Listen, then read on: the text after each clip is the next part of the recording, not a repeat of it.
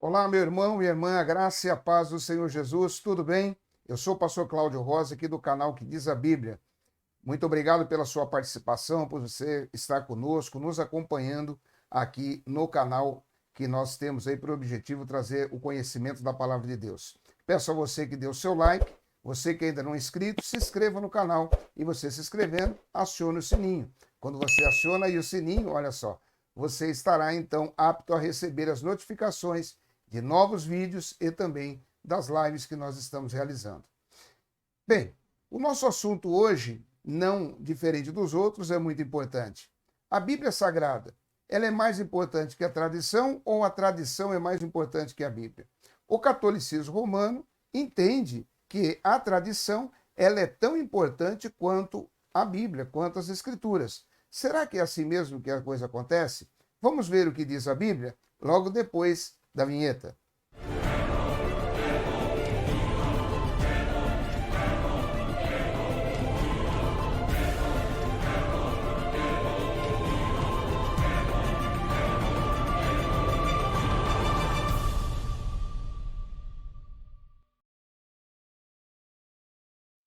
Muito bem, estamos de volta. Muito obrigado pela sua participação. Bem, como nós falamos, o catolicismo romano, ele está dentro do cristianismo e faz parte do maior grupo daqueles que se declaram cristãos, porém, todavia, têm os seus problemas. Juntamente com os ortodoxos e os protestantes, alguns outros grupos também, mas o catolicismo romano, ele é o maior grupo dentro do cristianismo.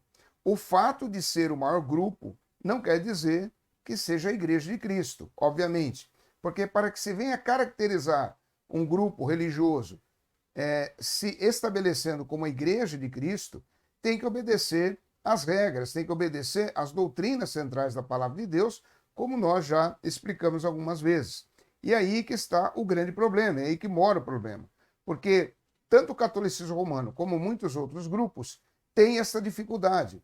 Em razão do quê? Dos dogmas e das tradições que ali estão. O catolicismo romano, então, ele tem essa questão tão difícil de ser resolvida no meio deles, porque eles colocaram e colocam a tradição no mesmo pé de igualdade com a palavra de Deus. Eu vou ler aqui alguns trechos que eles publicaram. Eles têm um livro que se chama Terceiro Catecismo de Doutrina Cristã. E nesse livro eles vêm trazendo informações e direcionamentos a respeito exatamente desse assunto que nós vamos falar. Existem muitos outros dentro desse livro que eles publicaram, mas nós agora estamos falando da questão da tradição estar em pé de igualdade com a palavra de Deus. Bem, eles dizem o seguinte, abre aspas, somente a Bíblia não constitui todo o conhecimento e caráter de Deus. Por isto, a necessidade da tradição. Veja a gravidade do que eles estão falando aqui. Eles declaram o seguinte, mais uma vez eu vou ler. Somente a Bíblia não constitui todo o conhecimento do caráter de Deus. Por isso, a necessidade da tradição. Aonde eles escreveram isso? Aonde está documentado essa heresia da seita católica apostólica romana? Está documentado no livro Terceiro Catecismo de Doutrina Cristã, editora Vera Cruz, a primeira edição, agosto de 1976, páginas 160 a 162. Como eu sempre digo, alguém pode dizer, mas é de 1976. Bem, você pode ir numa editora católica e comprar esse catecismo e ali você vai encontrar, ainda nos dias atuais, a mesma declaração. Porque essa declaração, ela está no Terceiro Catecismo de Doutrina Cristã, mas ela é oriunda do Segundo Concílio Vaticano. O Segundo Concílio Vaticano, para quem não sabe, e você talvez, e bem provavelmente que é católico romano não saiba, o Segundo Concílio Vaticano é uma constituição, por assim dizer, das normas que regem essa instituição religiosa. E ele está valendo desde 1950. Desde 1950, ali, por exemplo, fala da infalibilidade papal. Nós ainda vamos fazer um vídeo falando sobre esse assunto. Mas veja bem, eu estou falando de algo de 1950 e uma declaração que está em um livro publicado em 1976. Então, você pode observar que realmente é um posicionamento oficial da organização religiosa, da seita. E aí eles dizem isso.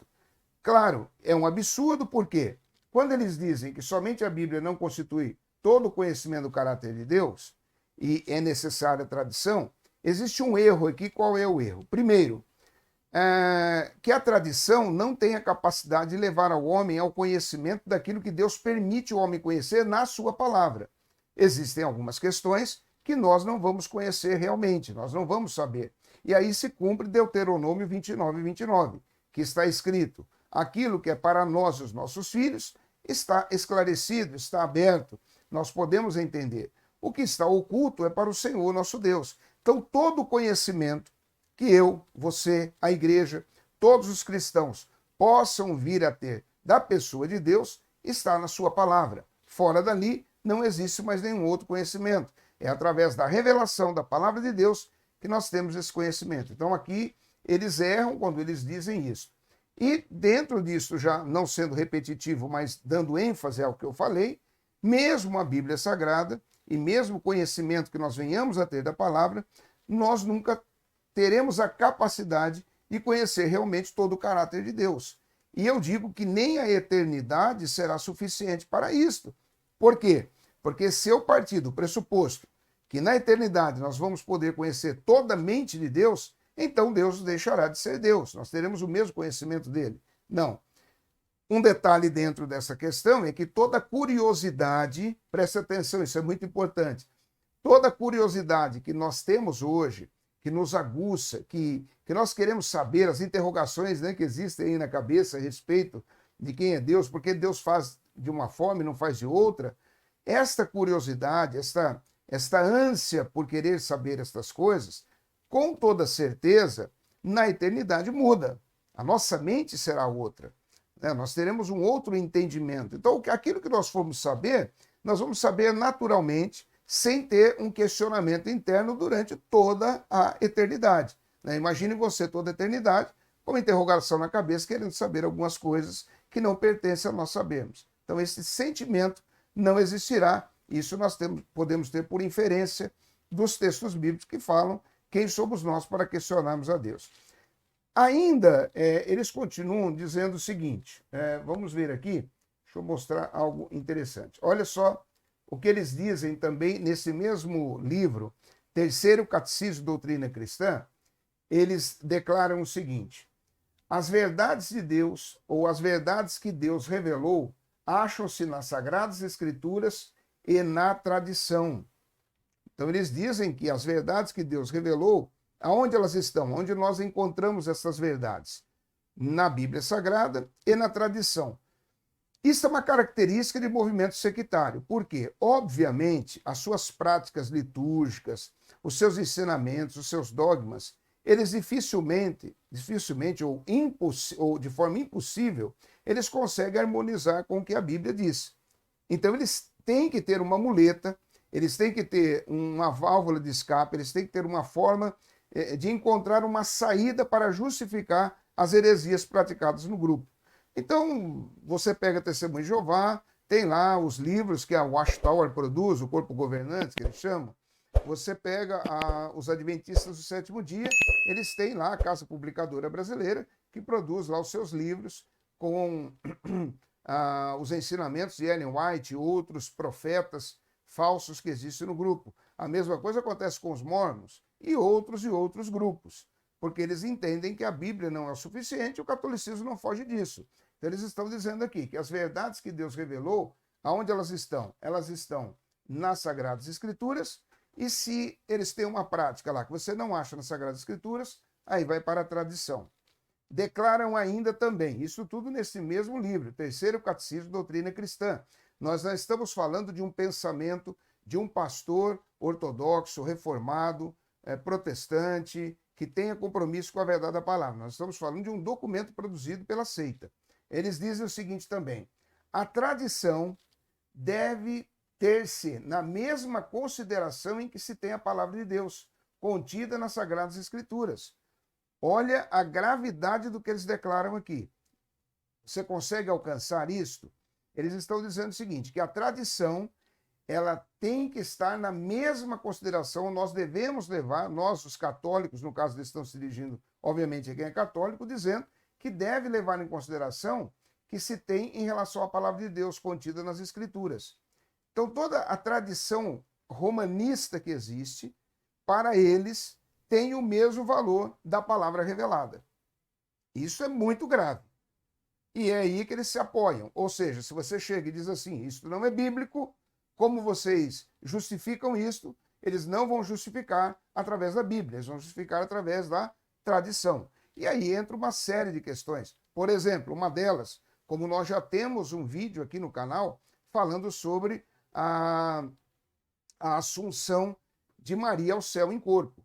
Obviamente que os católicos romanos, o clero romanista, seja padre, bispo, arcebispo, cardeal e o próprio Papa, eles não vão encontrar nos escritos sagrados, na Bíblia Sagrada, uma saída, uma justificativa para mostrar que Maria nasceu sem pecados e quando ela morreu, ela teve que seguir o mesmo caminho quando ela morreu, não. Quando o seu filho morreu e ascendeu aos céus, Jesus ascendeu aos céus, nós lemos isto lá em Atos dos Apóstolos, capítulo 1, então ela, por não ter natureza pecaminosa, segundo eles, e isso vem da tradição, ela também teve que ter o mesmo caminho do filho, então ela foi assunta aos céus de forma sobrenatural, indo em corpo e alma, por assim dizer, para o céu. Ou seja, não existe uma base escriturística bíblica para isso. E aí eles usam desse subterfúgio. E eles continuam dizendo, tem mais uma declaração aqui, olha o que eles dizem. Os ensinamentos da tradição, eles estão dizendo agora sobre o que é os ensinamentos da tradição. Eles dizem assim, os ensinamentos da tradição acham-se principalmente nos decretos dos concílios, nos escritos dos santos padres, nos atos da Santa Sé, nas palavras e nos usos da Sagrada Liturgia. Ou seja, eles chamam para a tradição toda a responsabilidade das heresias praticadas. E assumem isto e seguram com rédeas firmes. Claro, caminham para a perdição, caminham para o distanciamento de Deus, mas não abrem mão da mentira. Continuam mentindo, porque isso é uma mentira. Isso não é a verdade. A Bíblia não ensina isso. Eles estão dizendo que essa tradição ela é oriunda do quê? Ela é oriunda dos decretos dos concílios, ou seja, os cardeais, eles se reúnem e eles dizem, olha, o vermelho não é vermelho, o vermelho é verde. E aí todos os católicos têm que acreditar que o vermelho é verde, senão você é excomungado. É mais ou menos isso, para que você tenha uma ideia. Não, mas o vermelho é vermelho, não pode. Não, nós decidimos e a tradição católica agora é que o vermelho deixe de ser vermelho e passe a ser verde. É assim que funciona. Claro que nós estamos dando uma ilustração aqui de coisas que eles. De decisões doutrinárias e de dogmas que eles tomam. Eles dizem assim, nos escritos dos santos padres, ou seja, o Papa senta e no momento de inspiração, entre aspas, ele escreve algo e este algo que ele escreveu passa a ter valor de escritura. Lembre-se que dentro do mormonismo, que é uma seita também, eles dizem que os livros que os mormons usam, além da Bíblia, também os escritos e as falas dos líderes da igreja também têm peso escriturístico. Então nós vemos esse paralelo, né, que existe nessas seitas. Eles continuam dizendo, nos atos da Santa Sé, ou seja, existe um ato da Santa Sé, ou seja, um ato da igreja como um todo, que resolve que aquilo deve ser feito como tal, e eles fazem. Por exemplo, a Igreja Católica, ela na época da chamada Semana Santa, ela induz os católicos a entenderem que comer carne é pecado e que devem comer peixe, porque se comerem carne vão para o inferno. Bem, aonde existe esse ensinamento bíblico, eu pergunto? Não existe, mas é uma tradição que eles inventaram, alguém lá, né, foi dormir com a barriga cheia e inventou isso, sonhou, inventou e colocou isso como fato. Ou seja, ninguém vai para o inferno porque come um bife ou vai para o céu porque comeu peixe. Mas eles ensinam isso e defendem, eles estão dizendo aqui, isso é uma tradição católica, né? Nós sabemos disso. Se você é católico, você sabe disso.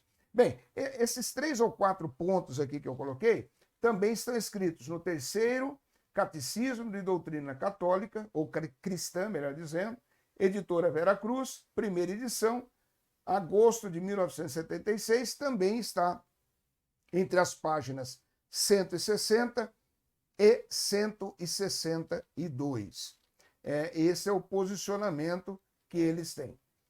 O que a Bíblia fala a respeito da palavra de Deus? Bem, o apóstolo Paulo, escrevendo a Timóteo, o jovem Timóteo, lá em 2 Timóteo, capítulo 3, versículo 15, ele começa dizendo que desde a tua meninice conhece as sagradas letras que podem fazer-te sábio para a salvação, que é em Cristo Jesus. Toda a Escritura, ele diz toda a Escritura, é proveitosa para ensinar, para redarguir, para corrigir, para que o homem de Deus seja perfeito e perfeitamente instruído em toda boa obra. Em nenhum momento existe um ensinamento bíblico que há necessidade de algum outro livro da tradição. Então, se você é uma pessoa que frequenta um grupo, que seja o catolicismo ou qualquer outro grupo religioso, se você não tem um embotamento cognitivo, você vai perceber que tem algo errado. E esse algo errado depõe contra o grupo que você pertence. Ou seja, a Bíblia ensina uma coisa e o grupo ensina outra. Dentro desse raciocínio lógico, com as suas engrenagens mentais funcionando normal, você vai dizer, peraí, eu estou no lugar errado. É simples isso. Outro detalhe importante, os teus sentimentos não podem ser maiores que os princípios. Eu tenho um sentimento porque eu amo esse lugar, eu amo a instituição católica, eu amo a instituição espírita, eu sei que tem problemas aqui, eu sei que eu vou me libertar, eu sei que eu vou estar de acordo com a vontade de Deus, observando a palavra, mas os meus sentimentos. Existe um princípio. O princípio é a palavra. Se você der vazão aos teus sentimentos e abandonar os princípios, você vai ter problemas, ok? Você vai ter problemas. É simples de entender e é claro como a luz do meio-dia. A palavra de Deus ensina uma coisa e as seitas ensinam outra. E você está sendo instruído e instruída a entender o que a Bíblia diz aqui a respeito do que nós estamos falando. Então, o apóstolo Paulo escreveu a Timóteo dizendo que a Bíblia é suficiente para ensinar, para redarguir, para corrigir, para que o homem de Deus seja perfeito, perfeitamente instruído em toda boa obra. Quando nós vamos lá para a carta de Pedro, Pedro escreveu, 1 Pedro, capítulo 1, versículo 18. Primeira carta de Pedro, capítulo 1, versículo 18. Está escrito assim: sabendo que não foi com coisas corruptíveis, como prata e ouro, que fostes resgatados da vossa vã maneira de viver, que por tradição recebestes dos vossos pais. Por que ele escreve isto? Veja bem que está em harmonia lá com aquilo que Jesus fala em Mateus. Lá em Mateus tem a passagem bíblica onde está falando da tradição. Eu vou ler, na verdade, eu vou ler em Marcos. Tem Mateus e tem Marcos, mas eu vou ler em Marcos, que está escrito assim. Em Mateus também, 15:6, Mateus capítulo 15, versículo 6, está escrito: e assim invalidastes pela vossa tradição o mandamento de Deus. É o que Pedro escreveu lá, que nós acabamos de ler. E quando nós vamos também olhar para Marcos capítulo 7, Evangelho de Marcos capítulo 7, a partir do versículo 7 até o versículo 9, diz assim: em vão, porém, me honram, ensinando doutrinas que são mandamentos de homens, porque deixando o mandamento de Deus, retendes a tradição dos homens, a favor, como o lavar dos jarros e dos copos, e fazeis muitas outras coisas semelhantes a estas. E dizia-lhes: bem invalidais o mandamento de Deus, para guardardes a vossa tradição. É exatamente o que o catolicismo romano faz aqui. O que eu estou passando para você que está me ouvindo agora, principalmente você que é católico e que Deus permitiu que você assistisse esse vídeo, é que talvez você nunca tenha ouvido e visto estas declarações que eu trouxe aqui, mas elas existem. E eu dei o endereço. eu falei do nome do livro, a página, a editora. Então é simples de você conferir. Você falar, deixa eu ver se isso é verdade, porque eu não quero errar. Nós podemos errar nesta terra em várias coisas. Erramos, consertamos de novo, não é? Você pode quebrar, comprar de novo, trabalhar, fazer, e aí vai. O que nós estamos tratando aqui são de questões perenes, da perenidade da nossa vida, que é a nossa alma, ou seja, a questões eternas. Questões eternas.